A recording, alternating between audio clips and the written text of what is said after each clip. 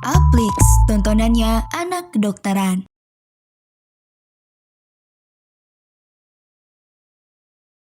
Halo teman Agnes, kembali lagi bareng aku, Kak Adel. Di video kali ini kita akan belajar tentang ilmu kesehatan masyarakat, khususnya K3 dan rujukan.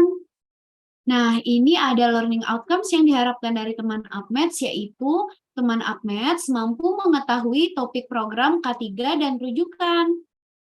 Ini adalah bahasan kita hari ini. K3 itu apa sih? Yaitu keselamatan, kesehatan kerja. Nah, itu terbagi menjadi pengendaliannya dan juga proteksi. Kemudian yang terakhir kita akan membahas sistem rujukan.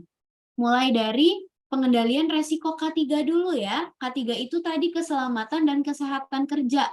Nah, jadi penyakit apapun yang disebabkan oleh kerja itu adalah penyakit akibat kerja. Nah, penting buat kita untuk mengetahui pengendalian resiko K3 agar itu tidak terjadi.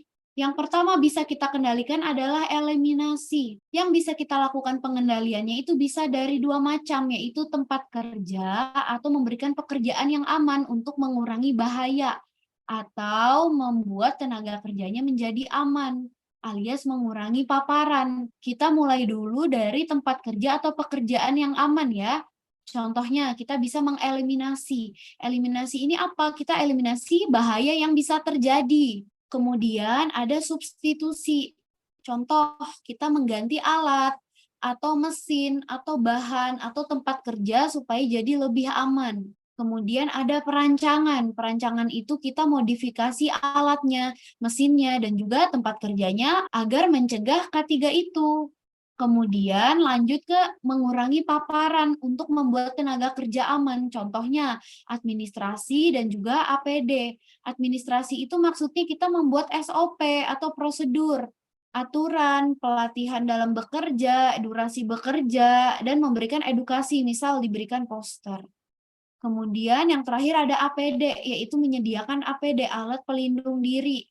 Misal pada pekerjaan angkat beban berat, tentunya harus menggunakan APD atau alat pelindung diri untuk menghindari barang-barang berat yang bisa mencelakai pekerja. Nah, itu tadi soal pengendalian K3, keselamatan dan kesehatan kerja. Lanjut ke pembahasan rujukan. Nah, untuk rujukan, dia dibagi menjadi rujukan kesehatan dan juga rujukan medis.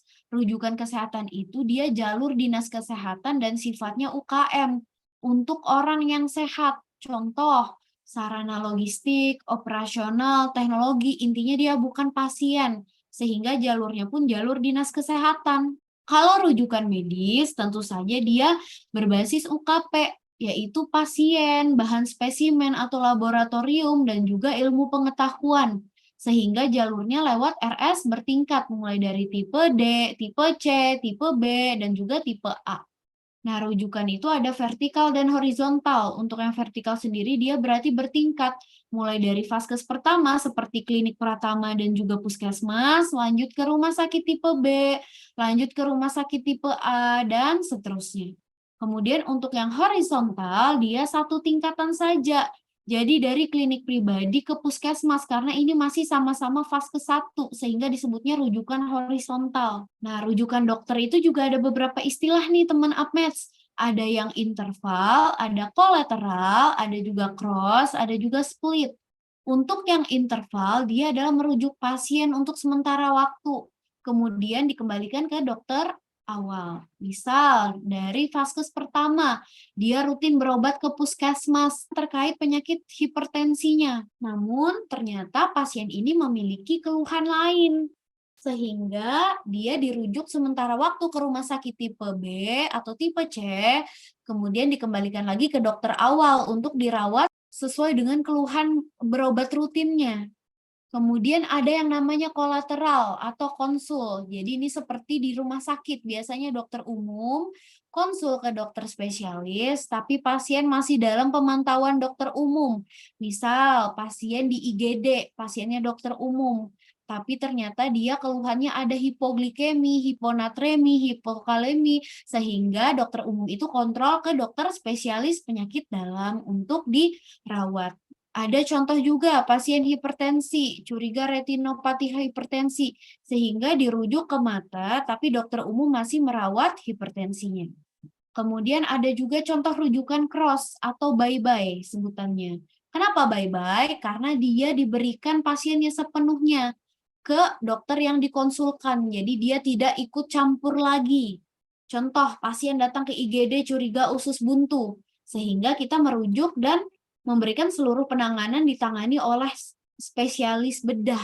Kemudian yang terakhir ada split atau rubber atau rawat bersama. Contohnya pada pasien DM dengan komplikasi mata, ginjal, dan juga jantung. Sehingga dirawat bersama dengan dokter spesialis terkait, spesialis mata, spesialis penyakit dalam atau urologi, dan juga spesialis jantung. Oke, itu dia tadi bahasan kita tentang K3 dan sistem rujukan. Sekarang kita kuis dulu ya. Kamu bisa pause video ini dulu ya, nanti kita bahas bareng-bareng. Pertanyaannya adalah jenis rujukan yang tepat pada skenario di atas adalah seorang pasien perempuan datang ke klinik pribadi dokter dengan keluhan badan lemas, sering mudah lelah dan letih. Pasien tersebut dirujuk oleh dokter ke puskesmas untuk pemeriksaan darah lengkap dan tata laksana lanjutan. Nah, ini apa nih? Rujukan apa kira-kira? Jawabannya adalah rujukan horizontal karena dia dari klinik pribadi ke puskesmas alias itu masih sama-sama vaskes pertama sehingga jawabannya adalah rujukan horizontal. Oke, materi kita sudah selesai. Kita lanjutkan di video berikutnya ya. Sampai jumpa teman UpMaths. Bye-bye. Uplix, tontonannya anak kedokteran.